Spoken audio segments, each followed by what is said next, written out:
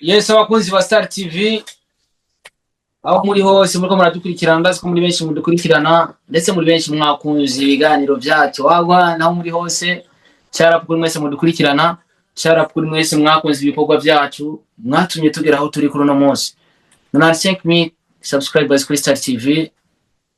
Ebana ni ikintu gikomeye cyane, ni ikintu cy'amateka, ni ikintu kimpesha cyubahiro nanje kinyereka ko ndi gukora cyane.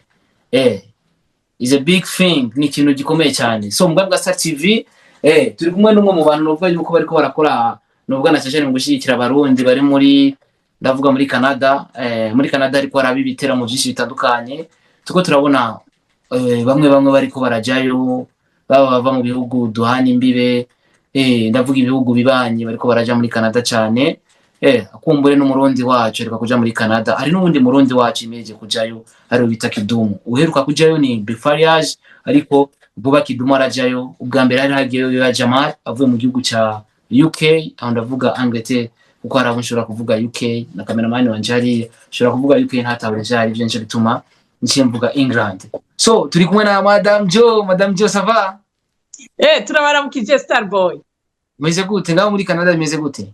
Asha imbeho turi muri saison hiver, harakanye cyane gose. Ubu rero asha amativite hanze acagabanuka, tukaca tubera mu nzu. Ego nanjye nabambariye mavi nk'uri mu mbeho. Bya bindi bakunze kuvuga ngo sino bimeze gute hiyo? Si blague mu ma periode sino ni periode ya mbere iba itoroshe cyane, mugabo turiyakira kuko nta shwa dufise. Bisaba ingufu nyinshi mu kuhaba, nyinshi cyane gose zisumba iza ete. Urabibona nta baboyi dufite, urusino uradukubita tukaca tugira ibintu bita kudeneja. Hanyuma mwibarabara naho mu gutwara abantu buri mu expert, sino wirasanga wanyereye wagonze imiduga yose. Ariko vraiment turabibamwo gusa. Ariko hako ubura gatoro ubona sino. Oya igitoro kizoza, turi mu masengesho, tuba dusenga kandi turizeye ko bizogenda neza bikazoza. Ajye uri mu bantu basengera igihugu koko cyane, niba abandi bikika mukiza pastor yari yasenze ukaca wishira mu kibanza cibo, nawe uri mu bantu basengera igihugu koko? Je ndasengera igihugu canje kuko igihugu canje ni ciza, d'abord gifise ni paradis. Urazi ko hari abantu bavuga nuko Adamu na Eva bavukiye mu Rumonge, turacariko turabirondera. Ni paradiso, ni Edeni, abantu b'abarundi muri turiyizi twese twimereye bien, malgré ingorane tumuka abantu beza cyane. N'ibindi dufite uburongozi bwiza, ibintu byose bimeze neza, mugabo Satani nawe ari jaloux, nico gituma tuba dusenga cyane. Nimba Adamu na Eva bavukiye nkuko mubivuze za Rumonge hariya, tuvuge kiriya cyamwa bafunguye, Adamu yafunguye ko cyavuye isororezo koko cyanye cyavuye buri. Abashakashatsi babirondera kubera Rumonge nifise ibintu byose bibaho. Edeni nayo bagira kiriya cyamwa ko cyavuye hariya. Rumonge ifise ivyamwa vyiza, ifise akabamo, ifise imikeke, amafi, ibiki. None Edeni si batubwira ngo hari vyose. Ariko ahandi hantu hasigaye usanga harimo bimwe. Ugiye nko muri Ntuzejya tuvuge ugiye mu Barabu hari ubugaragu, mugabo ntibafise nk'ivyamwa vyo mu Rumonge, ntibafise agakeke. Ari abaje ibintu bita indume, ibintu abo bagezi no muri Canada dufise amasnow, ntibafise bijya vyose. None twumva Edeni yo cibahe mu Rumonge nyene niho hari vyose. None mu Rwanda niho hari Rumonge hari vyose, hari vyiza cyane. Starboy yaraje kuhatembera, mugabo ivyamwa vya Rumonge ntavyo yasanze. Mw'abanyarwanda mushabuye birabasha. Igana managira fa pasi twariyo na Nerina ati wa mucuti wawe twari gukorera promotion umuntu afise restaurant ari mu Rumonge nziza cyane. So dusigaye dufise n'ama plage meza cyane hano mu gice cy'u Burundi. Karibu cyane rero kandi mu Rwanda tuvugishije kuri mu Rwanda ni heza turabizi. None warasanze ahantu hameze nka Rumonge? Oya mu Rwanda ni heza, wabo tubeshe buriya mu Rwanda ntabwo haruta mu Burundi. Mu Burundi turarenze, gusa ikibazo dufise mu Burundi urakizi, leta niturekurire gufata zibiriya bibanza vyiza dufata ama video tuhifotoreze. Kubera ko uno munsi mu Burundi ntushobora gufata video ugende kwifatira video hariho hose, ariko mu Rwanda bari free gufata video. Ikietaje hajya kwa Makuza mu muji hari i Kigali urashobora gufata video, mugabo muri ville ntushobora gufata video. Leta izano urubuga ruja ku ivyiza vy'igihugu kumbure buri muntu wese abone yuko Uburundi n'ubwa mbere muri East Africa. Amen, amen. Nukuri reka tubandanye. Asa nico gituma amasengesho ya Madame Jo numva ko yishurwa nguma nisengera Imana Abo nayo wansengeye yishurwa. bakantamwe imodoka nanje aba diaspora yo muri Canada. Sa? Wansengeye bakantamwe imodoka ingendeshwa nzoza ndakoresha ngiye gukora ibiganiro aho muri Canada bantimwe ingendeshwa. None hari ikintu nta kintu na kimwe kidashoboka yo wizera Imana byose bizoba byose nta kidashoboka je nama nizera. Yeah. Kabisa. Yes, uko biri kose je kugira ndaguhamagare ni zimwe muri show zeruka kuba mu gihugu ca Canada. N'umurundi n'umurundi kazi. Twabonye umurundi kazi uwo bita Godash, tubona n'umuririmbyi bita Big Farious kuri no mwanya sanzwe aba mu gihugu ca Italy. Kuri no munsi aje mu Burundi ashobora kumara isomeni makagenda. Godash we mu gihugu ca Canada ni nko mu rugo nubwo ari umurundi kazi. Bimeze gute ko show yabaye ahantu habiri hatandukanye? Madame Jo nkuko wamishigikira aba artist twarakubonye muri show ya Jamal avuye muri UK, mbega byarakoroheye gutambi Allo ati imigeri ibiri nitereka byarakoroheye nka Madame Jo gutera imigeri ibiri. ego byaruzenya shaka video Starboy. Ego ntivyari vyoroshe kubera harabaye surprise kuri twese, harabaye surprise ku banywanyi ku bantu ku bafana babo, abakunzi babo baragize surprise. Ego hama harabaye na surprise ku bantu abartiste bonyene kuko baratangaye bavuze ati ivyo bintu vyabaye ni biki kugira twebwe. Urabona je kare narinzi ngo hari ikibazo, nibaza ngo hari ikibazo kiri hagati ya Big Fizzo na Muhoza, mugabo naragerageje kuganira na Muhoza yarambwiye ati nta kibazo na kimwe kihari hagati ya Big Fizzo, kubera Big Fizzo ni nka papa wanje, nigenda naza mu Burundi yaranyakiriye arampa impanuro nk'umuvyeyi, nta gihari. Maze gutahura yuko atakibazo gihari hagati ya Big Fizzo na Muhoza, niho nabandanyije ndondera amakuru ndavuga ati reka mbaze aba manager babo numvirize uko bimeze. Urazi management ya Ntuzenya ya Big Fizzo sinzi ko iri Burundi canke yoba iri mu Butaliyano, gushika ubu sindamenya mwe ni mu mubizi mu mwegereye manager wa Big Farious Madame we sinashobora kuganira nabo, mugabo management ya Muhoza bo naraganiriye nabo baragerageje kunsigurira, barambwira ati vraiment ibi bintu si twebwe aba manager, wowe wibagije ngo n'aba manager babikoze, mugabo vyakoze les organisateurs, donc aba événementiel bo muri Canada nibo babikoze. Peut-être sinzi ko baraganiriye, mugabo ico nzi ico nuko ntuze aba organisateurs ba Ntuzenya ba Big Fizzo barashoboye kuganira na management ya Muhoza. Ego mugabo management nta na kimwe ishobora kuvuga kuko bo bari bamaze gusinya contrat n'aba organisateurs babo.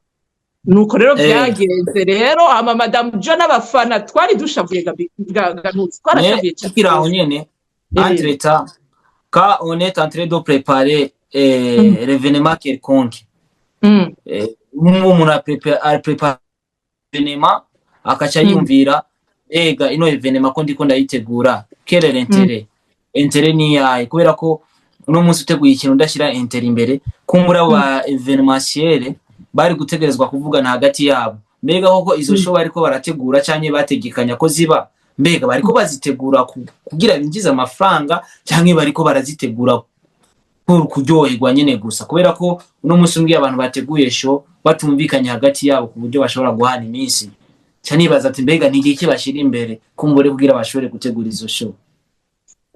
Ntavyo nzi, mugabo mu nyuma mbandanyije ngira ubushakashatsi kuri ivyo. Kare narinzi ngo ni problème ziri ku ba manager, mugabo si ku ba manager kuko umu manager wese asinya contrat n'umu événementiel.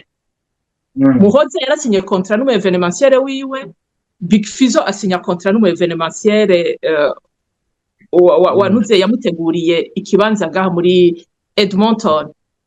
Urumva mugabo je hari gihe gato mpengama nkagomba gutishavu ku muntu uze événementiel wa Big Fizzo, naho tutarashobora kuganira ngo numve uko vyagenze, kubera wewe Muhoza we biteguye depuis yarazi itariki ya Ntuzenya ya Muhoza, ariko birakubitanako, ariko hoba hari impamvu tutaramenya gushika ubu. Namambwira abafana yuko nzogerageza kuzirondera, sinoshoka ngirajije mu bwo nyene, ariko ico menya nuko gusa abafana babo barashavuye na Madame Jo yarashavuye, nabo nyene twese turashavura kuko ntivyumvikana kuko urumva baca babura iyo baja baca bata umutwe bakavuga tugende kwa Fizo tugende kwa Muhoza mugabo ntuzenya birumvikana ko abarundi benshi bacagenda kwa Fizo kubera wewe ni mutama mu muziki.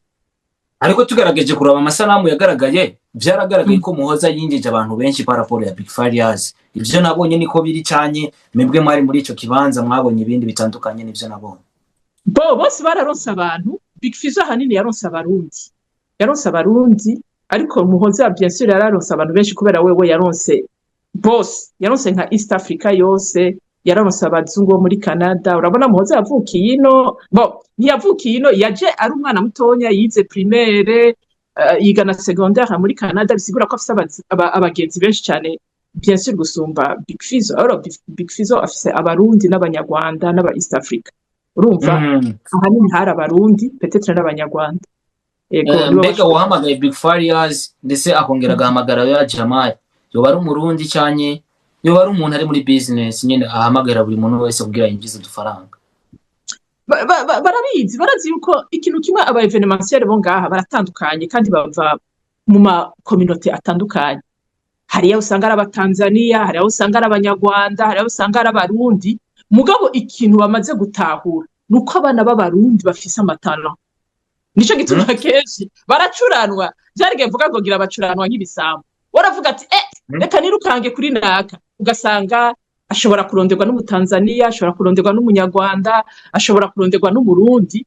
Ego nico gituma je navuze igihe mu kiganiro giheze nariko ndabakebura ndababwira ati ego ni mugerageze mugira amakarandiriye kugira mureke kucuragiza abafana kuko je nafashe ko ari gucuranwa noneho bifata gutega gantozi nko gucuranwa ni nko kuba inoze yambe bagita gute bijya bintu gira umuntu kabigisambo ugashaka kugira ivy'abandi urumva ubaye igisambo.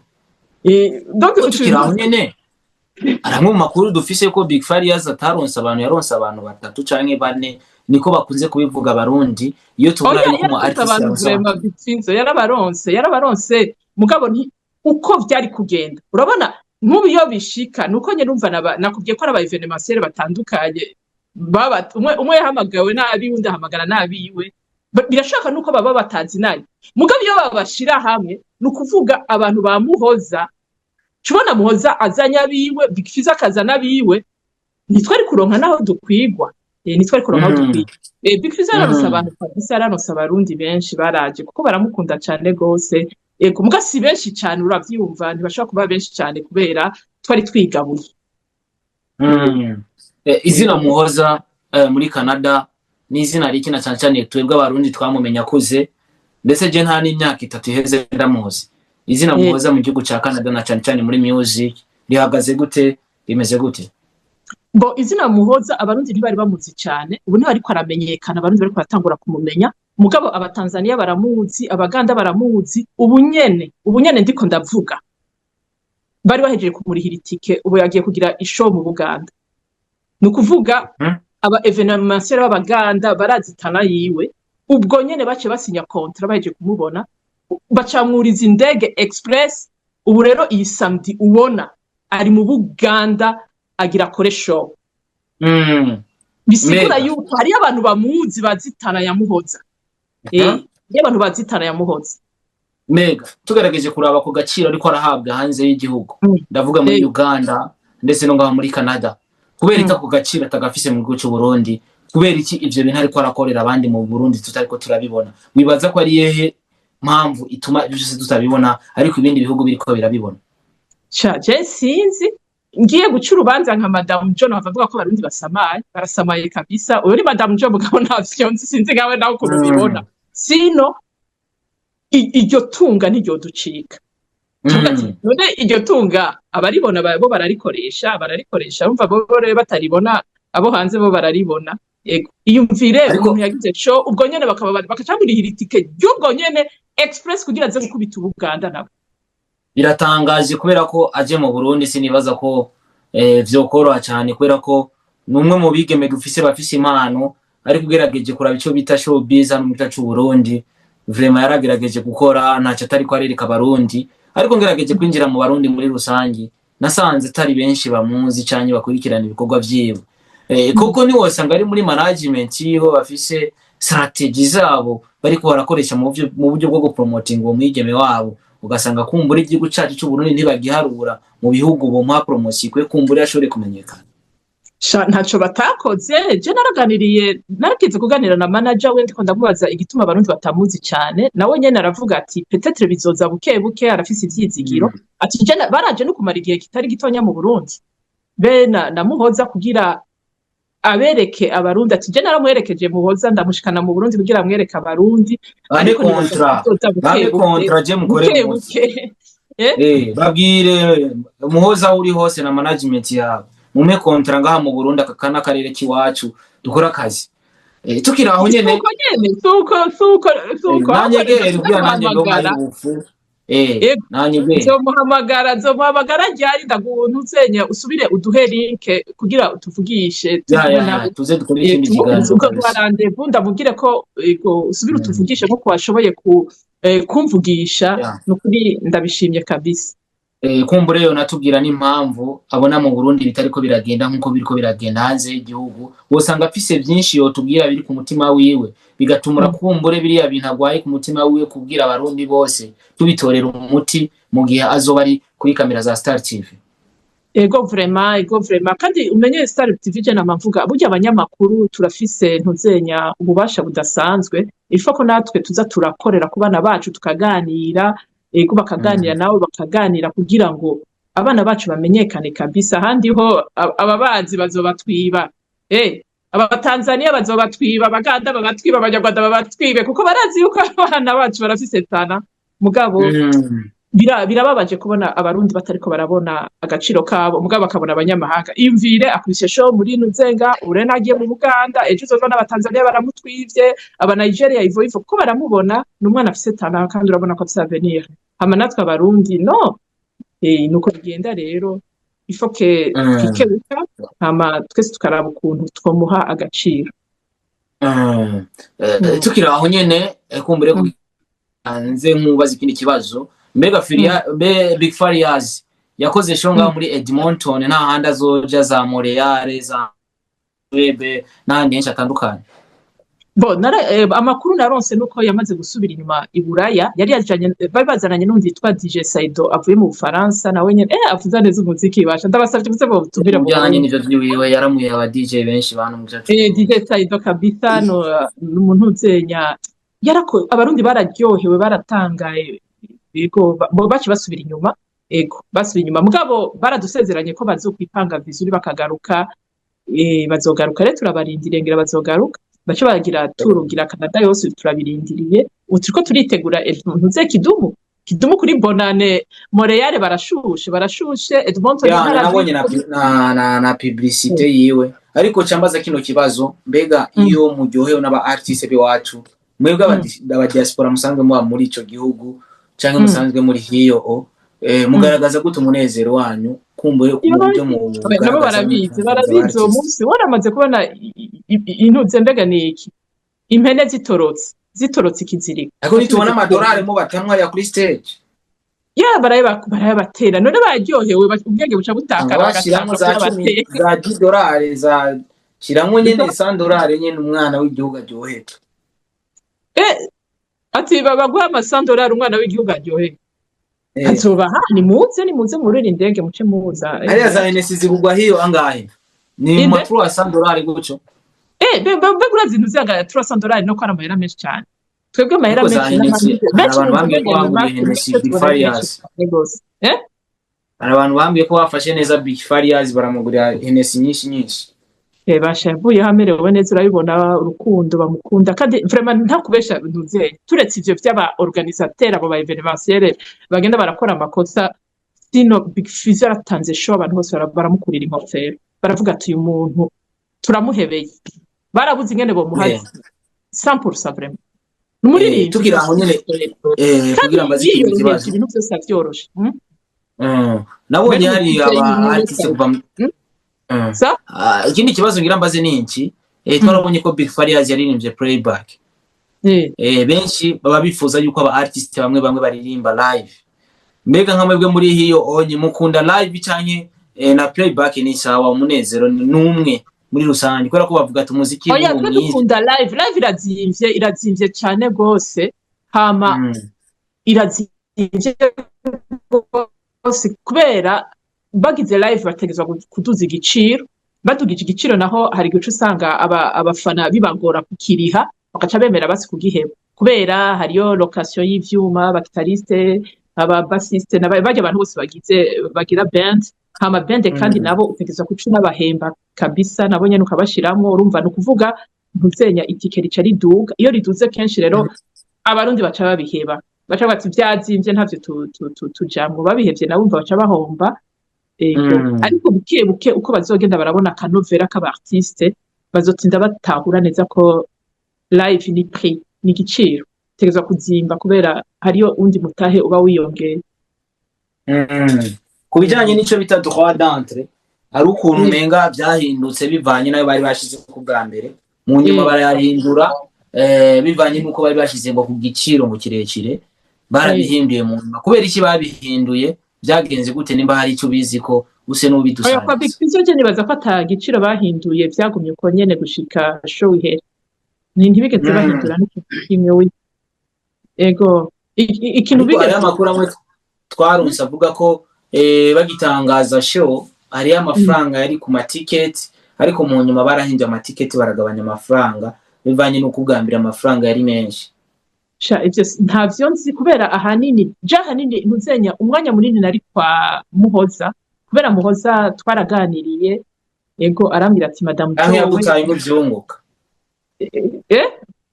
yagutaye mu vyunguka oya je umufana wiwe ndamukunda nta sinunguka kwa Muhoza kubera umufana waruguka ku muntu akunda je ndakunda Muhoza cyane umufana wiwe ego mugabo twaraganiriye kabisa arambwira ati wewe ingushigikire ku bintu vya media ego turavyumvikana hama nja kumushigikira umwanya munini ari kwa Muhoza n'ubu unye kandi yarashimye aguma ashima no bari mu Buganda yaranshimiye kabisa ndavuga ati we ni sawa urumva jewe rero bivanye nuko twaganiriye ahanini muzosanga ndi kumwe na Muhoza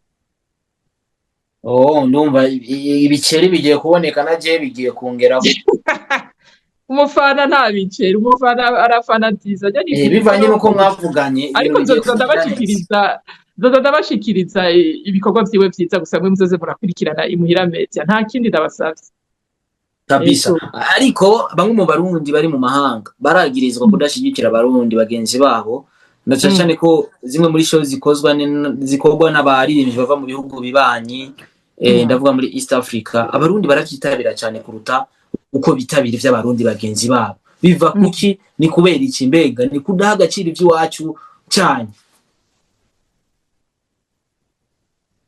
Allo ibiriko birumvikana shiraba ko myute uranyumva ndakumva nariko ndavuga ati kenshi barakunze gushirako imihari na cyane abarundi muri rusangi y'abakanada Belgium France za Suisse n'ahandi atandukanye ko abarundi batitabira ibikorwa cyane amaconcert y'abarundi bagenzi babo bitabira ibikorwa by'aba artiste bavuye muri ivyo bihugu bibanyi kuruta uko bitabira ibikorwa by'aba artiste kuva mu gihugu cyacu Burundi ni kubera iki biva kuki bo ico biva ko mwabarundi ubu rero ngira ndabarege gamana yanje sikizi nashitse imbere ya Starboy renda imubire byo ico biva ko ivyo maze kugerageza gukwirikira biva ku mvo nyinshi burya abarundi barafise utuntu twabo bavuga ati ikintu ca mbere mu Burundi abaza ati urya muntu yazanywe nande uravyumva ako kantu sinzi ko mu Burundi gahora kabaho basaza urya muntu nitumwemera baca babivamo umva nibaraba umu artiste yazanywe nande ako kantu baragakunda abarundi ako karakunda kuba intambamyi ifo ko abarundi rero ivyo bintu tubirengera nta kubanza ngo vyazanywe nabande twebwe dutegerezwa gushigikira abana bacu turi umwe turi bene mugabo umwe ico ni ca mbere ikindi cantu zenya ca kabiri nka Edmonton hari guhora usanga bari mu buzi butandukanye ubuzi muri iburaya buragorana ugasanga abashefu bawe ntibaguhaye ikonje yo kuza gukurikirana umu artiste ico gihe aba bari ku kazi birashika bagasiba kandi batabishaka ariko baba ari ubuzi bwabafatiriye ego hama abandi nabo benshi urabona ko twakijijwe ivy'isi ntitushobora kubijamo twaba tutashika mw'ijuru abo bose urumva ntibashobora kuza gushigikira ivy'isi ivyo vyose umva impamvu ni nyinshi cyane ariko tukiri ngaho for example ari umugenzi wanje yitwa Elvis afise sogokuru wiwe kera bakiri abana baramubuza ati ntuzoje kwa sogokuru wawe araroga urumva rero muri ico gihe wumvise ko umuntu aroga urashobora kutaja kwa sogokuru wawe gufungura kubera ko sogokuru wawe yakuze aroga rero nimba bishika abantu bariyo bakavuga ati ibi bintu vyateguwe n'ubu ntitubijamo bisigura ko hariho uburozi yabateye hariho amakosa yakoze atuma batitaba ivyiwe. urumva rero ivyo vyose urumva ni ibibazo mugabo kimwe gusa nohanura abarundi utuntu tw'ukucanamwo tutagira mvure baduhebe kabisa ntaco tumaze na kare naho kandi twese turasenga tuzoja mw'ijuru none Imana izodushira mw'ijuru dufise urwanko rwa mwene data ngo ndamuhoye ngo pasike ngo sindamwemera ico kintu ntikibaho ntigishoboka Imana nizotujana mw'ijuru rero bashaka ijuru rero nibavyihane dukundane nk'uko Yesu yadukunze hama dushigikira abana bacu b'i Burundi n'igihugu cacu kiduze izina mu makungu niko no bivuga. Uno musi mwatumye ko umuntu bita Big Farious kuva mu gihugu c'Ubutaliyano kuza muri Canada biroroshe paraporo y'abarundi bari hano ku butaka bw'u Burundi dufise aba artiste mwese ariko barakora hano ku butaka bw'u Burundi koko abantu bariko barategura ama evenement hier urabona bazogera umunsi umwe biyumvire abarundi bari hano kubera ko kuzana umuntu ari Burayi umuzana ngaho muri Canada biba vyoroshe paraporo yo mu Burundi bashobora kuba bakwikoze kuri Big Farious bivanye nuko ari hagufi. Waragerageje kuganira n'abategura ama evenement hiyo kumbure bashobore kwiyumvira ku barundi bari hano ba artiste basanga baba hano ku butaka bwacu. Yego Fred, je suis en Zoom s'il te plaît. Donne-moi quelques minutes et je viens. Uzogikupe ntugishiremo ndabaza mwebwe mucyo bitamo byose barasatse. Urumva rero ukuntu ntuzenya bimeze bajyanye kubera usanga bafise ama passeport internationale ba Big Fizo bapermeta kwinjira mu bihugu facilement bajya biroroshe muravugana mukaganira muganiriye mukavyumva kumwe biroroshe ko baza bo mugabo mu Burundi bisabwa vyinshi bisabwa babahe visa rige bifata umwanya hari ivyo baraba hari ivyo biga urashaka kumusabira visa nk'uno munsi ugasanga bifasha umwaka wose ntarayironka urumva uwo mwanya wose ugaca usanga rero muri uwo mwanya baca bikora ko bajya baba bafise ama passeport internationale bajya bo bidakorana baca bavuga ati rero ntitwoca dutakaza umwanya reka tube turakorana nabo vyoroshe kuza mugana n'abandi haje usanga bariko barabasabira biba bitarakunda ntawe ubizi mu kanya tuzokumva ba Dramati baje tuzokumva bande baje usanga bariko barabikora ntitubimenye gusa ni ya procedure ya visa itoroshe ariko ba Big Fizo bobo nta ngorane aho mu telefone no musikamubwira ati mupfa kuganira mu gahuza samedi aca yurira indega kazi yawe nta kibazo kinini kihari kabisa. Musabye dolari cyane n'abarundi bari hano murabizi ko abarundi twikongera aba diaspora tinchorera nshirira ko ni dolari 50. Mbega ubuzima bwo muri Canada bumeze gute ubayeho gute muri rusange? Muri rusange n'ubuzima bujanye n'ubuzima bwa Canada nyene turakora tukaruha yego kugira dushobore kuntuzenya kuriha amafacture urakora wumva muri diaspora amafacture kuko ibintu byose twebwe biri utegeza kubipeya nta kintu na kimwe kitarihwa yaba inzu irarihwa internet irarihwa igitoro kirarihwa ibintu byose plaque y'imodoka irarihwa baguma baturihisha ibintu byose baturihisha yego hari gusanga rero nzenya facture yabaye nininya nawe ukora cyane kugira uriha ayo madeni y'abandi yego nuko tubaye nibwo buzima bwa misi yose yego kabisha. Uno munsi tuvuge ko Madame Jo mu iterambere ry'umuziki w'u Burundi muri Canada ko uyu bafise mu uvuze tuvuge uno munsi ko Madame Jo mu iterambere waruvuze mu iterambere ry'umuziki w'u Burundi tuvuge ko hari cyuterereyemo hamwe mu gihugu ca Canada cyane. Are you stupid? She's in an important Zoom.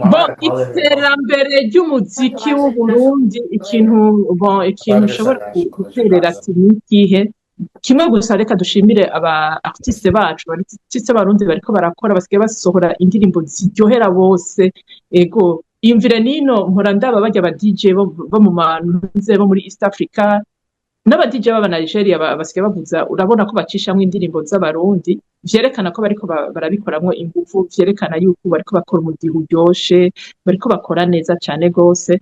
Ibisigaye natwe nk'abarundi tubashigikire cyane, tubaha ingufu nyinshi cyane kugira nabo, kuko iyo bateye imbere bateza imbere igihugu. Imagine nk'ubu nibatangura gusohoka cyane, ya madevise twifuza bazoyazana.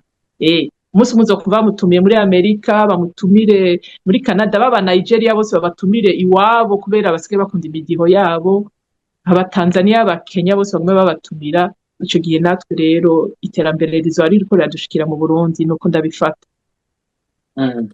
Madame Jo, mu gusozera kumbure ndakure kuje mu bindi bikorwa, kumbure ikindi gihe tuzovugana uri kumwe na Godasi nakahe gasukinikaro uryohereza abakunzi ba Star TV. Turazi ko ufise ikinyamakuru bita Imuhira Media, nibaza yuko benshi bagikurikirana bashaka kumenya ivyo muri Canada. Nakahe gasunikaro ku bakunzi ba Star TV ko badukikana muri uno mwana. Merci beaucoup Star TV, wowe turagukunda cyane. Ico wamenya nuko abafana abarundi baragukunda cyane kandi barakurikirana ibiganiro vyawe. Ndashimye, ni niteka jewe kubwanje, ni cyubahiro kubona nshoboye kuvuga ku radio yawe kabisa. Iradio ikundwa n'abantu benshi. Iyo uriko uravugishwa ni radio ikundwa na benshi, wowe ucuca bugufu ukavuga ati Imana ishimwe. Nukuri ndagushimiye Starboy. Hama tubwira n'abanywanyi bandi benshi cyane, gumamu Ebana baza ari benshi dukwiza 100 vy'ababone, ndabura nk'ibihumbi 6. Ababone mugume mwiyabonesha, muyabonesha. Muraga n'ibiganiro by'Igiswahili kugira East Africa ibakurikirana. Ego mubashiramo kubera urumva kugira ugwiza ababone cyangura mu Giswahili, Abaganda bakumvirize, Abatanzania bakumvirize, n'Abakenya bakumvirize, uzoca usanga n'ababone bagwira. Ako nakabanga ndaguhaye. None kera ko mperuka gukorana na Komanda Kabateri bamujama mugufi byarangiye gute ko nabona umenga hari uko nakora promotion? Umuntu yanyitse imbere yanje, nje nzikunze mubabaza, bona munyikishije yanyikiye nta nuwo merutse. Komanda ari hano, ni mwerutse kubonana? Umuntu nakimubona no muri showbiz yaragize nawe nyene yarakwese ivyisi, usanga yararongoye. Yararongoye niba yararongoye bari ko aravuga, usanga yararongoye. Yego nukuri munda muvuze sana ati yambo umuvyeyi wawe mwibuke, kirazira kubagira umuvyeyi, kirazira. Okay, wherever you are, time is money. Umwanya n'amafaranga, reka ngushimire ku mwanya washoboye kuduhereza. Shout out to you, shout out to your family, shout out ku barundi bose bari yo muri Canada. Respect ku barundi mwese mudushigikira. Kumbure buno butumwa bubahereza ati Starboy arabakunda.